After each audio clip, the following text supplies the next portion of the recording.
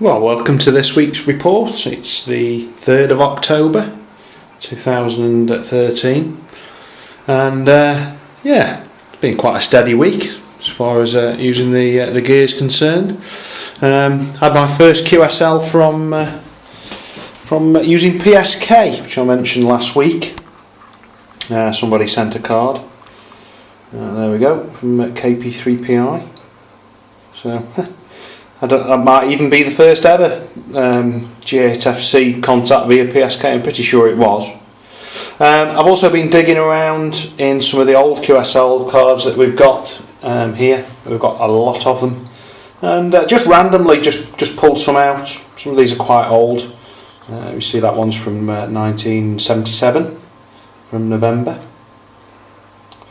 And then we've got this one here, which I thought was quite an interesting one. Wow, Yugoslavia doesn't really exist anymore, does it really? I'm not sure what the year is on that. I'll just flip that over. 1976, that one. Nice one. And then Japan. I don't think it's a particular old one. No, it is 1972. That one was. This is a nice card from Russia. Thought it was quite unusual. It's got the year on it. 1976, that one. Here another one from G3TKR. Looks quite old. What's the year? That one's 1977, that one is. And then San Marino, which is quite a nice one. Mike 1 November. I think this one's a little bit damaged, this card. I can remember, yeah, it was 1965, that's all I know, and it's got the signal report on it, but it's obviously stuck to another card. Another interesting one that is related to one of the blog articles, incidentally, was the 1-2 G3 RAF Portable, the Steep Home expedition, which I posted up on the blog a couple of weeks ago or so now. That's actually a card sent from a contact that was made on that expedition back in 77, so I'm quite happy to find that one. Then we've got some really old ones that I've found. 6 Popper Hotel, that one's dated 1950, you can just see it there, December the 14th 1950, which is quite cool. And then we go even older still to this one here, W6VNF, Beverly Hills, California. Brilliant. And on this one it's dated 1947, so really good stuff. Well impressed to find that one. It's just a selection of cards that I've found. There'll be more of them. Okay, moving on to the station itself then. We've taken delivery of a Yaesu FL2 Zulu. Not got it connected up yet, just waiting for some leads. Decent kilowatt linear there. So that'll be good when we get that going. No changes to the shack at all. Still running Ham Radio Deluxe. Been playing around with some remoting software for the 3000 to enable it to be tuned remotely and potentially transmitted or controlled remotely, transmitted remotely as well. But can't get that element to work yet. I'm not sure what that is, but again, it's just having a fiddle around.